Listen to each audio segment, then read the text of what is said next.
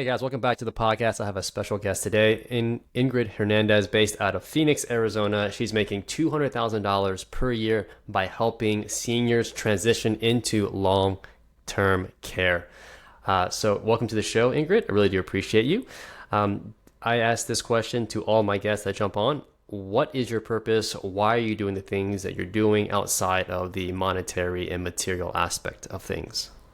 Yeah, well, first of all, thank you for having me on your Yeah. podcast. I'm so excited. I've definitely looked up to you. I've seen you in our communities, Oh, and I love how active you are.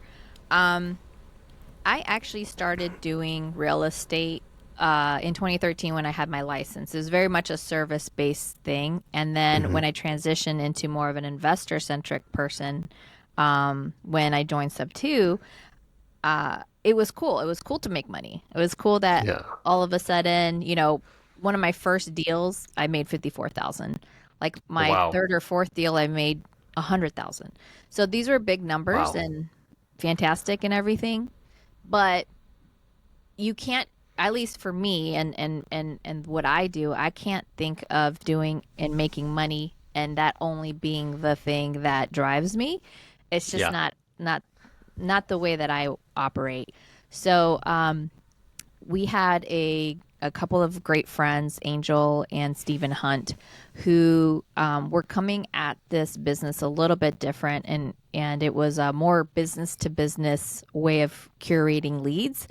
And when Mm. they called on us and asked if we could help them with one of the properties that they were obtaining, one of the things that I do well is capital raise. Mm. Um, and they're like, hey, is there any way that maybe we can partner if you bring the money and they'll take care of the flip if we could do this together? And I was like, sure, but let's talk about it. Like, how did you get this lead?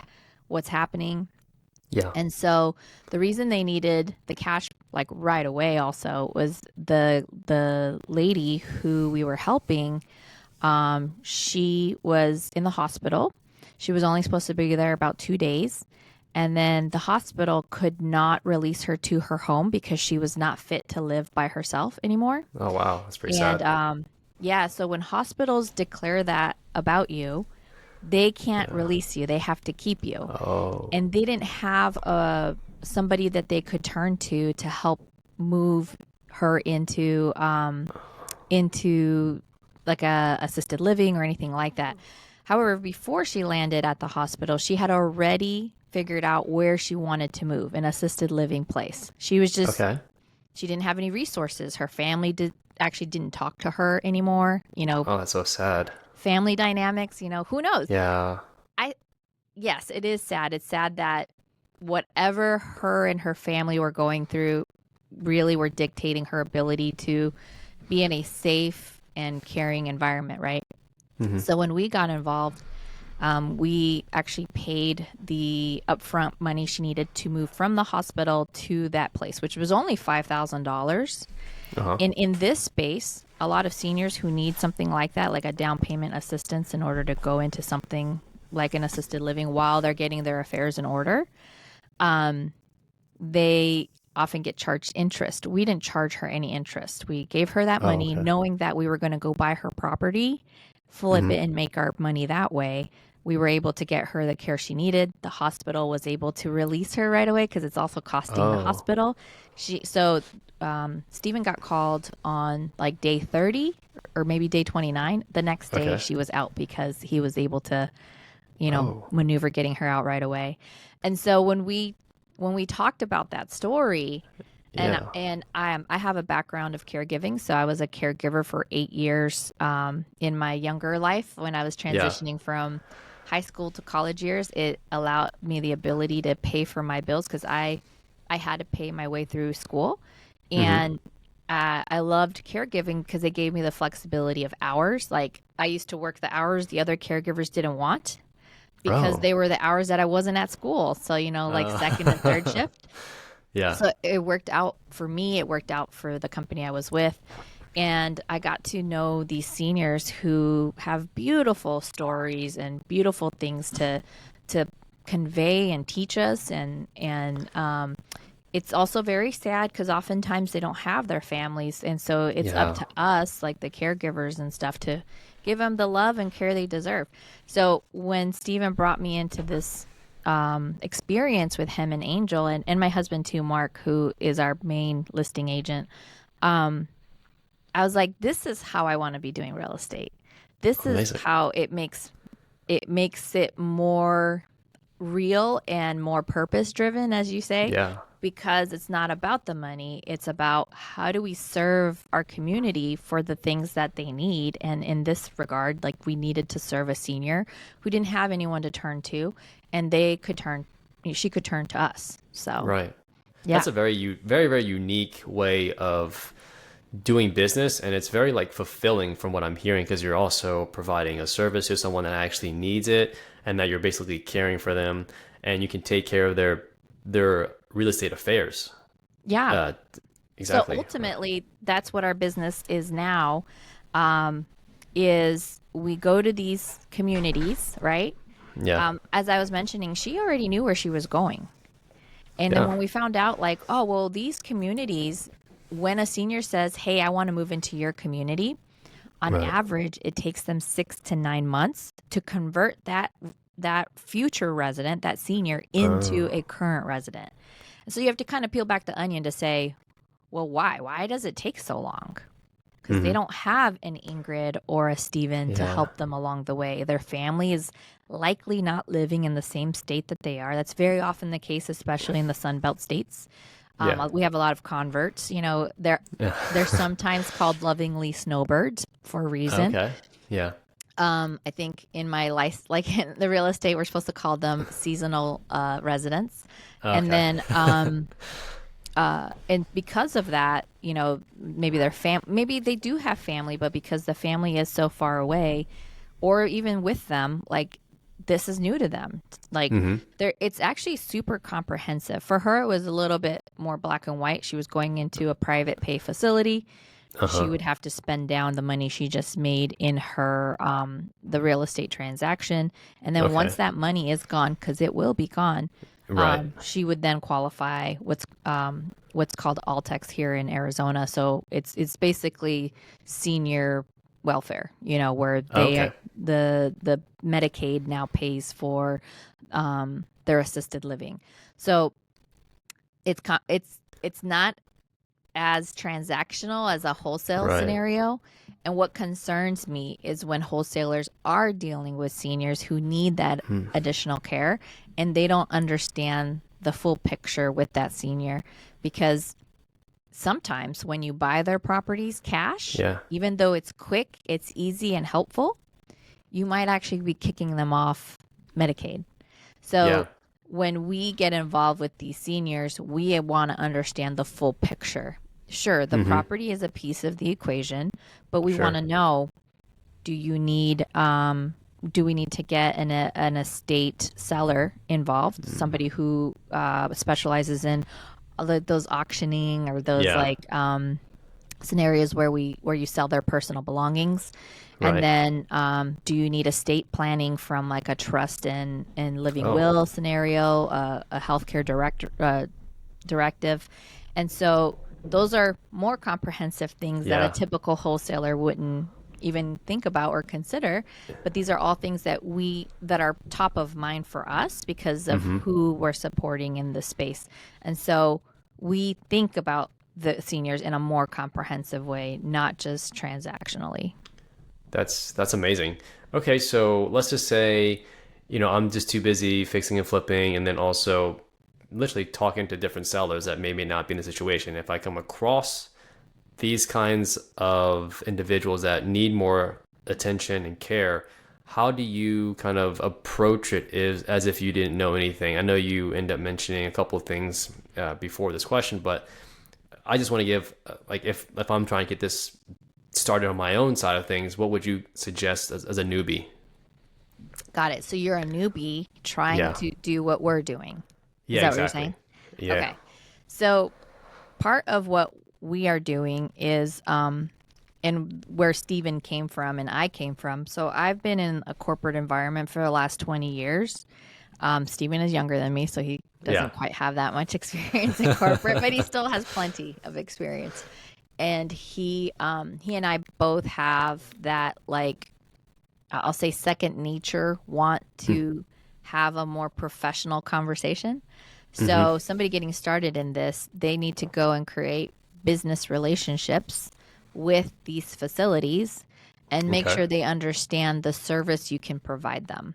So Mm. in the wholesale space, I liken this to like a probate lawyer, right? Like when Mm-hmm. you're actually doing probates and you're talking to probate lawyers, that's already like most likely past the point where we've been involved, but a similar relationship where you're telling the lawyer, hey, here's how we can do clean outs, here's how we can do Mm. lawn care, and we can do all of these things for your clients where they don't have to worry about it, and we'll take care of what that looks like.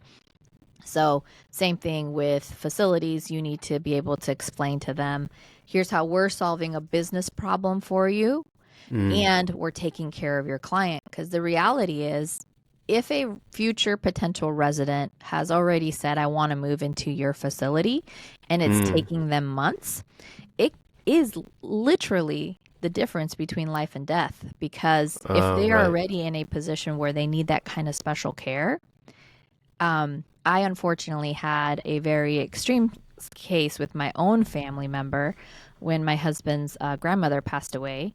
I nursed her to health for over 2 months, Oh, and we wow. had to take a business trip. You know, I obliged to allow her to go home and be on her own when really I should have pushed back for her to either be in the care of one of our family members or even kind of go to an assisted living while we were gone. And it didn't work out that way. She was on Mm. blood thinners. She, not sure if she tripped and fell or hurt or she lost control of herself because she was kind of dealing with dizziness and things like that. So, Oh, man. unfortunately, she passed away having been on these blood thinners, and so that was one Mm. consequence of her not having the proper care. But secondary to that, our family members had a really hard time with her death because she was our matriarch, and Mm. everyone's fighting for every little thing that we Oh, loved her so much, and I understand that part. But imagine had she had like a yeah. trust and a will, like things would have been very more clear cut about who gets what, so that Yeah. there is no infighting over the things that are, very few and far between left from her. But Right. it caused a rift in our family. So I want other families to avoid having that experience because it's Yeah. completely unnecessary. So yeah. So Okay. if somebody wants to get involved, sorry, go Yeah, back yeah. to your Yeah, original you're good. thing, You're good. is you have to create these business relationships. You need to Relationship. go Uh-huh. and showcase to them like why you're a resource. Like even if somebody were to come to us and a senior didn't own their property, which is our primary filter requirement, but let's say they Okay. don't, but they still need the estate planning, they still need all the other things. Like we're very happy to provide our resources so that we can Sure. help accelerate that and get that resident into that property as soon as possible. Yeah. So that's amazing that you're doing that right now in your community, and I'm assuming this is a needed service across the whole United States. It's not just Arizona, right? It's obviously all the states in the 50s. I guess are there different regulations attached to this, state by state, or is it relatively straight across the board the same?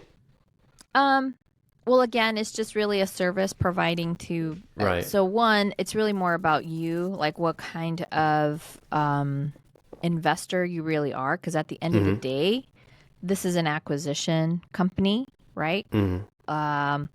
So you said this is likely needed in all 50 states. We have aspirations to create a model and SOPs Mm. around this and be able to do something more nationwide. Yeah. So those are our big Mount Everest for those who might be an owners Yeah. club with Pace Morby. Like that is our aspiration to build ourselves to go nationwide.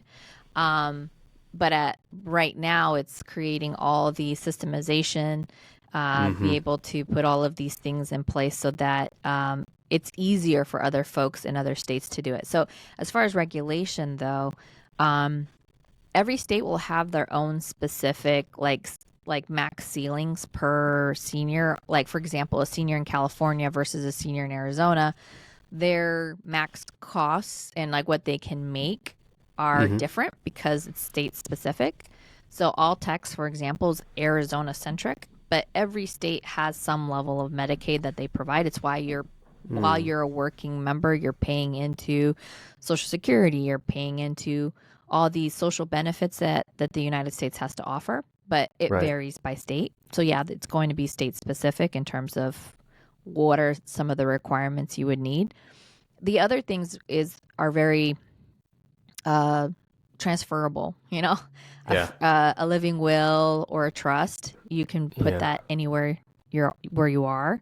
And again, what's really amazing is like having been in sub two is that Yeah. we're not a one trick pony like some. Yeah. I'll call them competitors. Like there are other companies who do something like this, but they're only cash buyers or they only Oh. list the house. Where, like I was telling you, there's nuance here. Yeah. So if we need to buy the property on an installment sale, Yeah.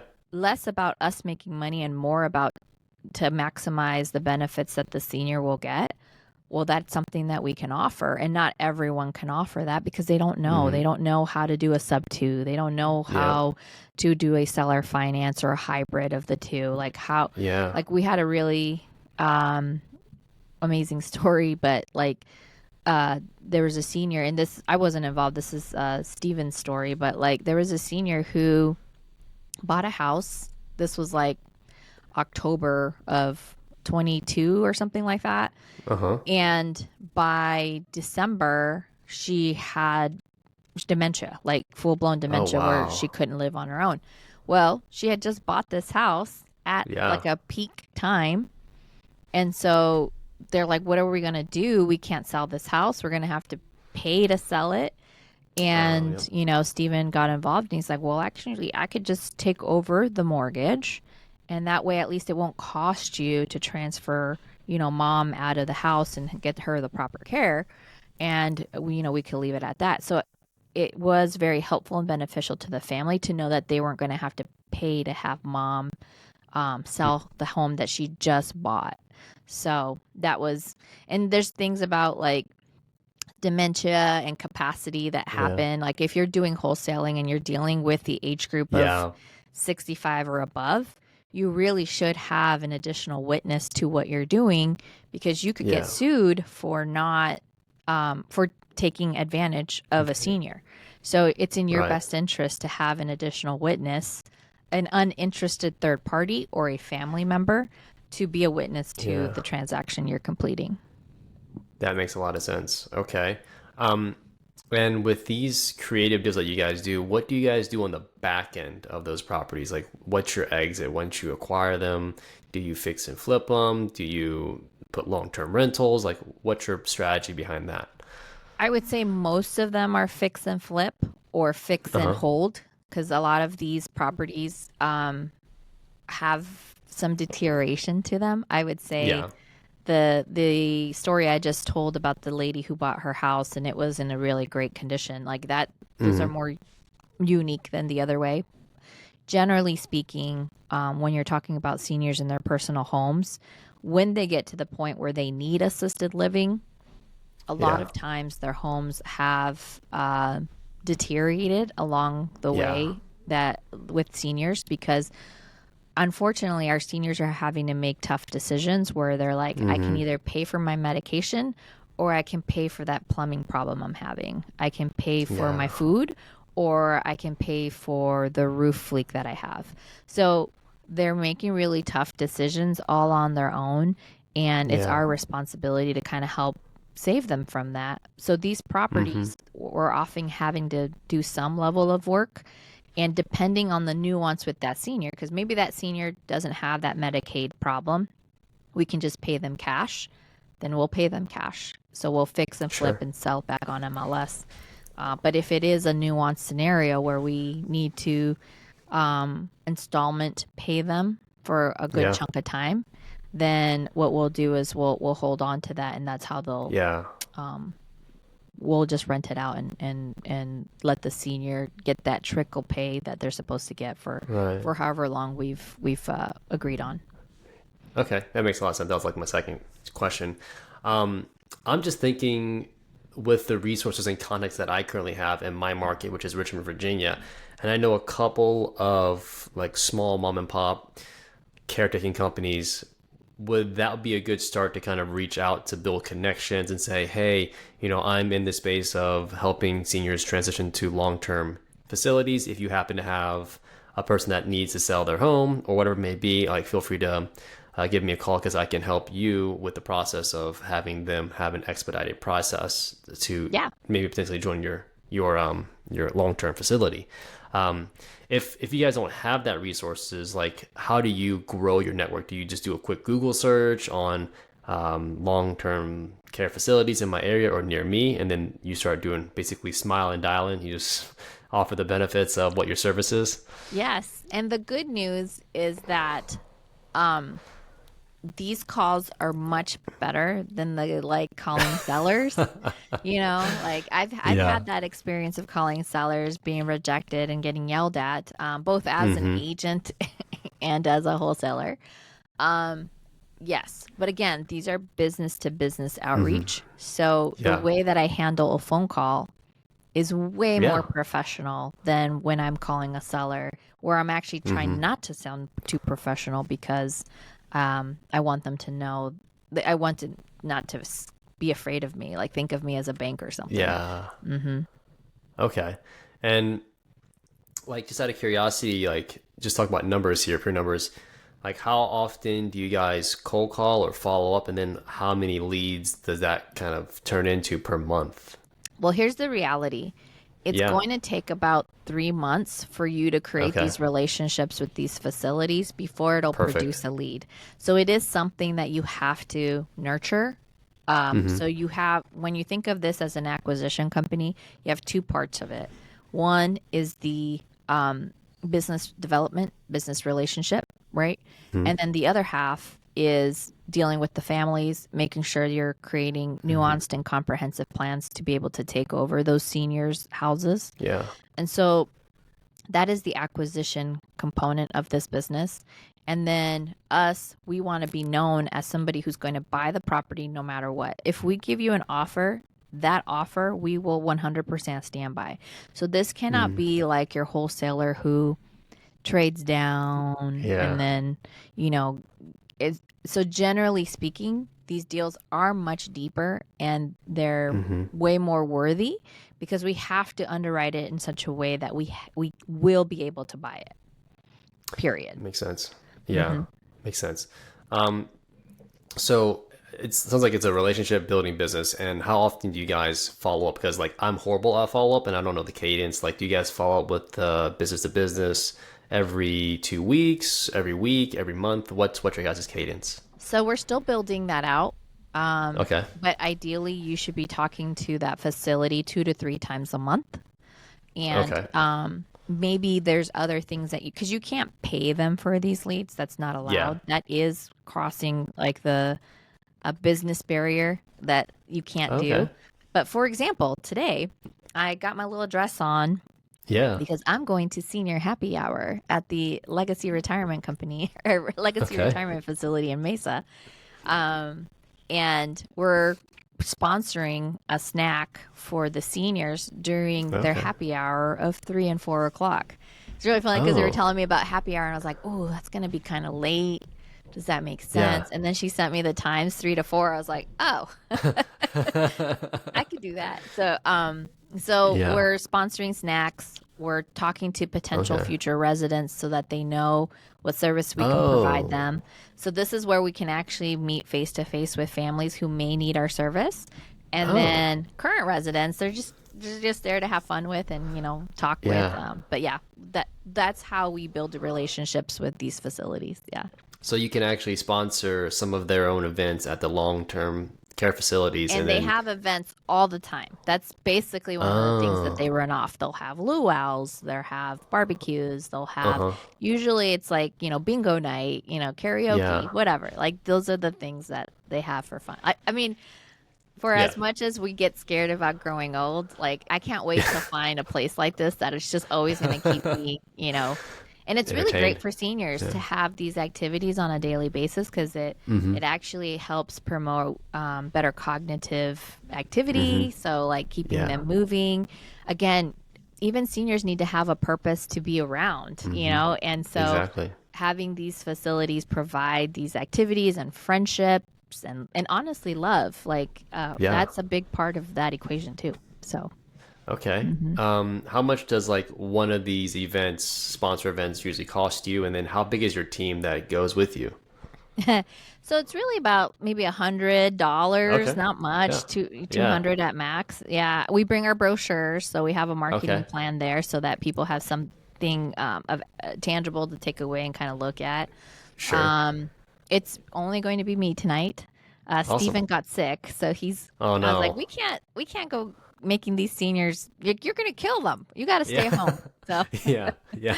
yeah, yeah. Okay. So So it's not a big team, but again, right now we're kind of restarting this business ground up from where Steven had it before. uh-huh. So we're just kind of getting back started. So like I used to have a full-time job and that job ended this past March.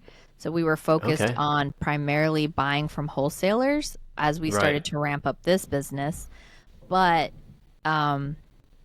Steven also he has another business that he does. And so we Right. really couldn't get ourselves and our times aligned because I still have to feed my family. So I'm sure you do. we were still buying properties through our wholesalers, which I Uh-huh. still love you guys. I still love our wholesalers who send us deals. So we're really kind of gearing up this business now and through Yeah. 2025. Gotcha. If people wanted to know more about you, Ingrid, I know you have a couple of channels. Like, what do you want to promote as far as what you got going on? Well, the best place to get a hold of me or to understand Yeah. what I'm focused on is really Instagram.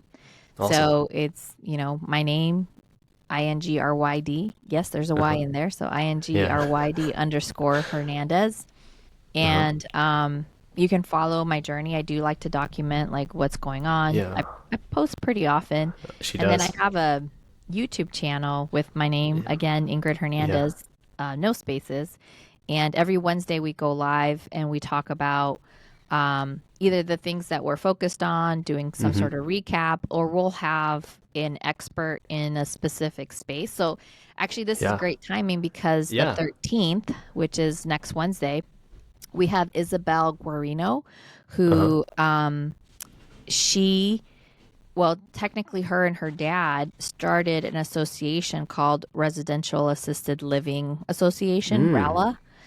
And what they do is they help the mom and pops of assisted living that has assisted living in these homes. So think assisted living of like helping 6 to 10 seniors in a house. In Arizona, you can only have up to 10 residents in Okay. a residential assisted living. Otherwise, now you have to go into a commercial space and have a more facility oriented. Those are called ALFs, assisted living Okay. facilities. And so when it's a house, it's called a RAL, residential assisted living. Oh. Those are the two differences. So an ALF and a RAL. Okay. So she focuses only on RALs. I I would see. argue she's kind of anti-ALF because she wants the ratio of care to be more. So when you talk about facilities, Yeah. they do tend to have really high ratio of care to resident, right? But they might have more activities. They have, the economies of scale to be able to do things for Yeah. those residents. And again, when you have economies of scales, you can cut costs in a lot of different ways. Where a RAL is a lot more singular. You'll have maybe 1 to 2 caregivers for at max 10, where Okay. an ALF you might have 1 to like 30 to 40 residents, Oh, right? wow. So it can vary greatly depending on Yeah. how that community is built out. And so Yeah. for her focus is on RALs, and we can serve RALs too. So if there's a assisted living RAL who needs this service, we're happy to accommodate. I just sat with a It wasn't as big. It was a 22 unit facility, maybe 2 weeks right Okay. before Owners Club. And I told her what we did, and she was super excited. She Yeah. had a full community, but she was telling me they're building out more houses next to where she had hers, Oh, and so they're expanding how many people they could serve. But anyway, Isabel is going to be on our podcast on Wednesday. awesome. We have a podcast every Wednesday from 1 p.m. to 2 p.m. Arizona time, and we Uh-huh. do it live. So That's awesome. we love to get people who are in the wholesale space or buying businesses or, Yeah. don't know how to get started and to serve. They can come in, they can Yeah. ask questions, they can, and then we love to answer them live because everybody's always saying, "Can I pick your brain? Can I take you to coffee? Can I do this?" And so That's it's so much, smart. yeah, it's way easier to have a live podcast and just have everybody ask their questions all at once. All right, that's awesome. Well, thank you so much, Ingrid. So you guys, I'll have that in the show notes and in the description below. So make sure you guys check her out and follow her and follow her journey to helping so many seniors transition to long-term facilities. All right, thank you so much, Ingrid. I appreciate you and appreciate your time so Thank much. you, Philip. Honored to Yeah. be here. Thank you. All right, bye, guys.